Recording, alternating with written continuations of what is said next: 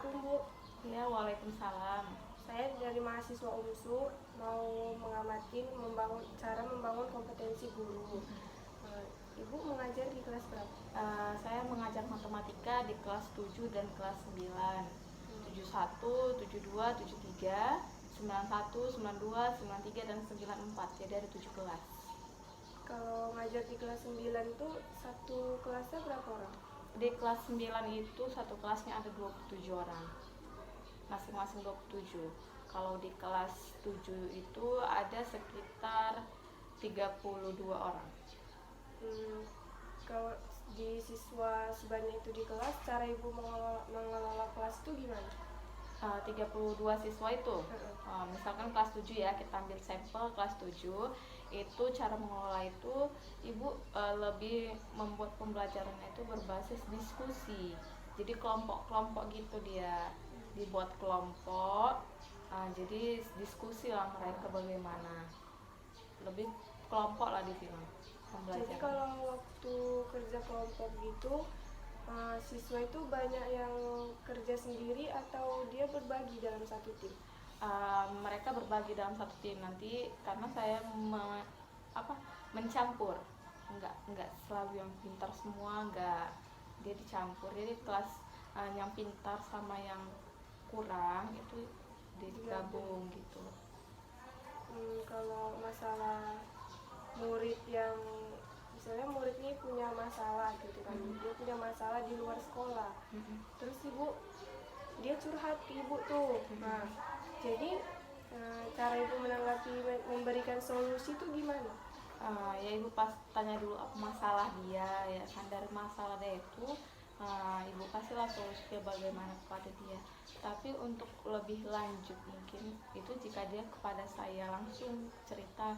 Kalau dia nggak cerita kepada saya, maka itu akan dibawa ke BK. Di sekolah kita ada namanya bimbingan konseling, maka itu adalah tugas dari guru BK sendiri. Kalau ibu sendiri, cara mengajar ibu itu gimana Bu? Misalnya ibu setelah belajar tuh sering memberikan tugas, dan setelah proses pembelajaran selesai ibu sering memberikan tugas. Respon siswa itu gimana Bu saat ibu memberikan tugas itu?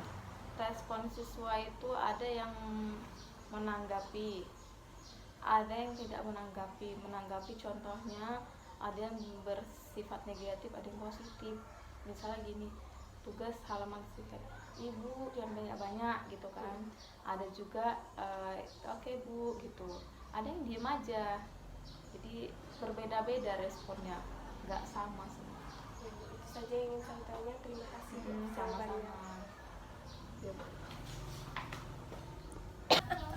Sama-sama.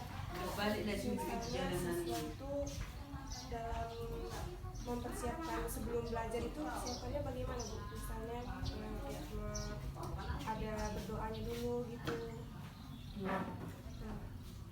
Ini karena kebetulan saat ini adalah masa pandemi COVID-19, jadi banyak kendala, salah satunya jaringan pada siswa, kemudian mereka tidak memiliki handphone. Jadi sebagian siswa, 80% dari siswa kita yang berdomisili di Sedaun sekitarnya, mereka kesiapannya mantap. Kami sebagai tenaga pendidik mengarahkan mereka sebelum memulai pelajaran, kami mengajak mereka berdoa dulu, begitu, mempersiapkan bahan-bahan yang diperlukan saat belajar, contohnya buku-bukunya yang diperlukan, materi apa yang mau disampaikan, memberi salam tentunya setelah doa. Misalnya ibu lagi ngajar kan, pasti kan sesudah ngajar tuh memberikan tugas. Itu saat ibu memberikan tugas itu respon siswa itu gimana? Responnya ya mereka menerima sesuai dengan materi ajar kita, karena ya sesuai dengan materi ajar kita memberi tugas.